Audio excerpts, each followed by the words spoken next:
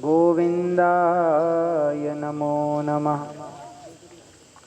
लक्ष्मीनाथ समारंभां नाथयामुनमध्यमाम् अस्मदाचार्यपर्यन्तां वन्दे गुरुपरम्पराम्। बोलिए नर्मदा मैया की जय, बापोली धाम की जय, श्री वृंदावन धाम की जय, संत भगवान की जय। पूज्य महाराज श्री के श्री चरणों में दास अनिरुद्ध का कोटि कोटि नमन। पूज्य महाराज जी बापोली वाले महाराज जी के श्री चरणों में आप सभी उपस्थित मातृ शक्ति भगवत चरणानुरागी प्रिय भक्तों को सबको जय श्रीमन नारायण, जय श्री कृष्णा, राधे राधे, जय श्री सीताराम।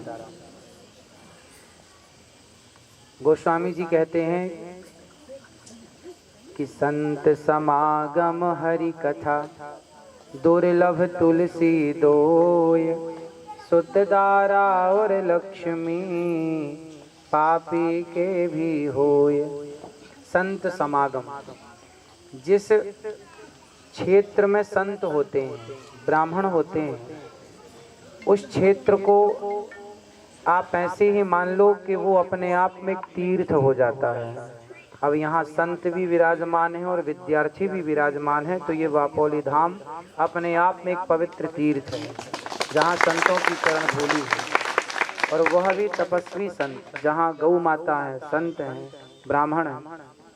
भगवान का अवतार ही हुआ विप्र, धेनु, सुर, संत हित, वो चारों यहाँ पर हैं। विप्र मतलब ब्राह्मण हैं, विप्र, धेनु मतलब गाय, विप्र धेनु, सुर मतलब अब देवताओं का वास है, ये सब पॉजिटिविटी है, शंकर जी बैठे हैं। तो विप्र, धेनु, सुर, संत हित, लीन है मनुज अवतार, जहाँ ये चारों हैं वहीं तो भगवान है। तो ये तो ठाकुर जी का नित्य निवास है। आप सबने कहा कि गौ माता, हमने कथा में एक दिन बताया था कि हर किसान आधा एकड़ खेत निकाले और उसमें गाय की सेवा हमने बताई थी कि गाय भी रखो, भैंस भी रखो, तो तुम्हारा दूध भी होगा और गाय का संरक्षण भी हो जाएगा। हमने कथा में खूब बढ़िया से समझाया था लोगों को। एक किसान की 1 एकड़ से आय होती है साल भर की 1,20,000 रुपये।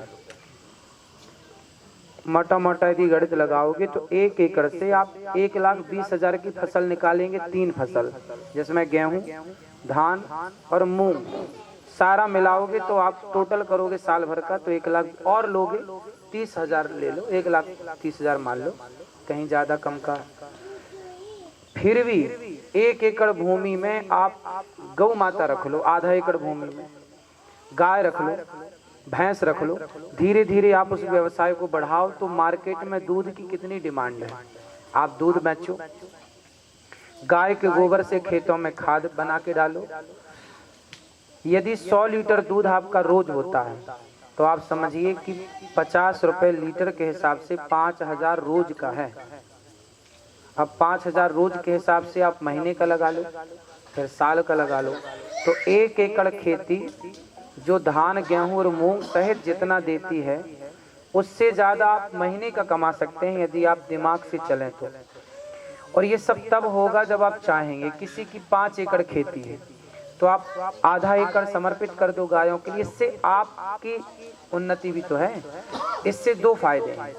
पहले गाय के मामले में ऐसी चर्चाएं नहीं थी कि गाय बाहर घूम रही है, गौ हत्या ज्यादा हो रही, पहले ऐसा नहीं। हमने अपने आंखों से देखा है, आपने भी देखा होगा, पहले हम सबके घर में गाय हुआ करती थी, गाय और भैंस सबके घर में। आपके बाप दादों के यहाँ 20-20, 25-25, 50-50 नंग तक गाय थी।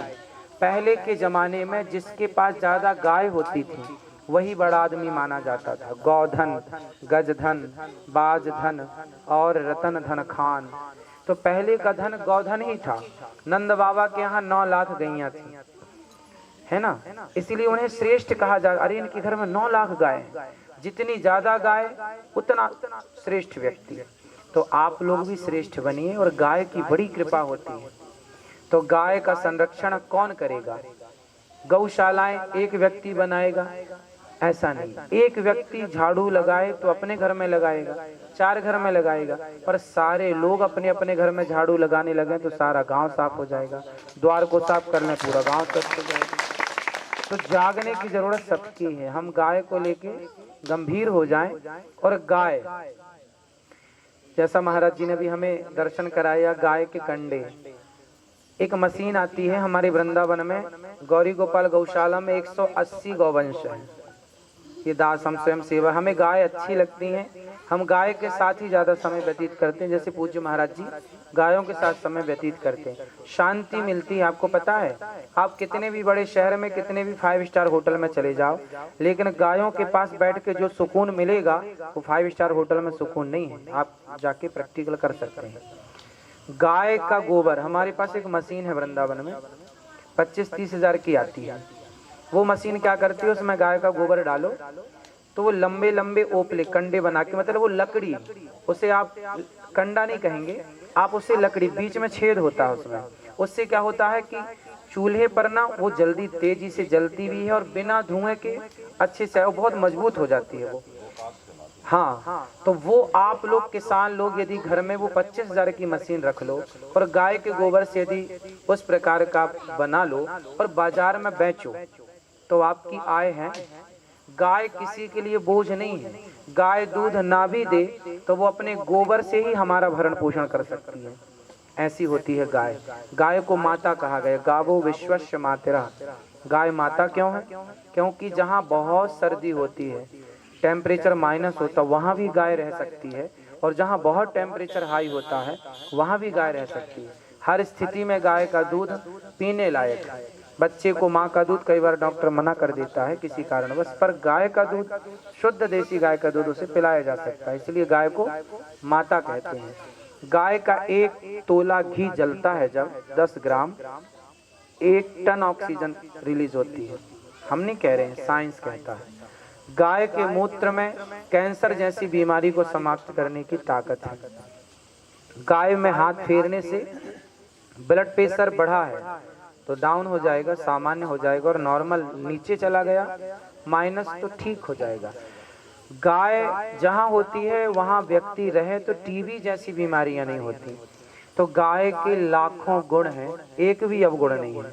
इसलिए गाय हम सबको पालती है, इसलिए हमें उनके लिए, हर किसान, आप अपनी इनकम बढ़ाना चाहें तो घर में गाय रखें। गाय के संग आप भैंस भी रखें दूध के पर्पज से, इसी बहाने गाय अच्छी किस्म की।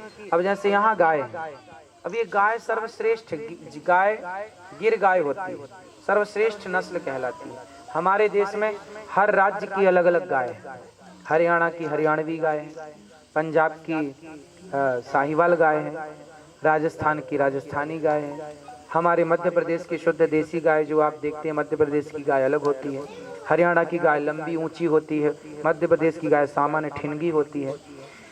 एक गाय होती है हिमालय तरफ, जहाँ के महाराज जी जानते होंगे, वहाँ पर एक गाय होती है सबसे छोटी, इतनी सी होती है वो गाय, सबसे विरली है, सबसे श्रेष्ठ गाय है, पर वो सब जगह देखने दर्शन भी नहीं है, अब तो वहाँ जाएंगे तो ही मिलेंगी। तो गाय हमारे यहाँ अलग अलग। आपको पता है गिर गाय जो महाराज जी के पास है, इस गाय का दूध मार्केट में कितने रुपए लीटर है? आप जो देसी गाय का, जैसे जर्सी होती है, जर्सी को हम लोग गाय नहीं मानते, वो गाय नहीं है, वो एक जानवर आप कह सकते हैं। जर्सी गाय का दूध कोई गुणकारी नहीं होता, जबकि उससे लाखों गुना श्रेष्ठ देसी गाय का दूध गुणकारी होता है। उस देसी गाय से भी श्रेष्ठ होती है ये गाय जो गिर गाय। गिर गाय का दूध बाजार में दिल्ली जैसे शहरों में 250 रुपए लीटर दूध है। सामान्य गाय का दूध 50 रुपए लीटर होता है, 60 रुपए लीटर होता है, सब जगह मिलता है। लेकिन जो गिर गाय का दूध होता है वो बाजार में 250 रुपए लीटर, 250 रुपए किलो। पहली बात तो मिलेगा ही नहीं, और मिलेगा तो 250 रुपए। आप पता कर लीजिए दिल्ली जैसे शहरों में, बेंगलुरु जैसे बड़े बड़े शहरों में, और सामान्य शहरों में 150 रुपए। अब पूछेंगे कि दूध तो दूध है, नहीं, दूध में भी अंतर है।